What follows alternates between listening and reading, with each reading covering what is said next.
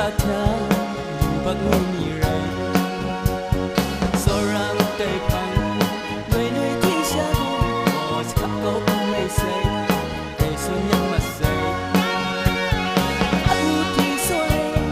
bak ni ka sai khang ap sai Hãy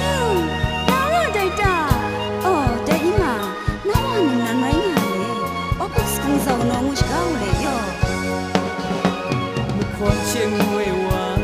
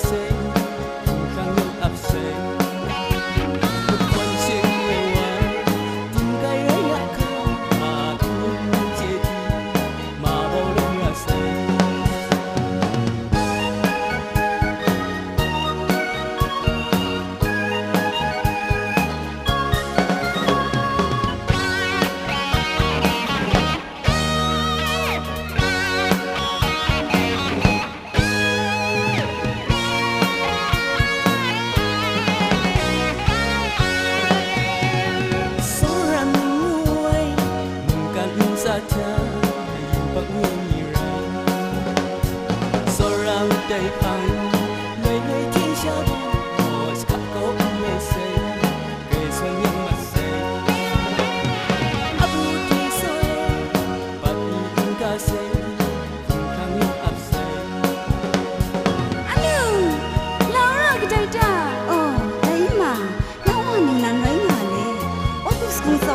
Let's go.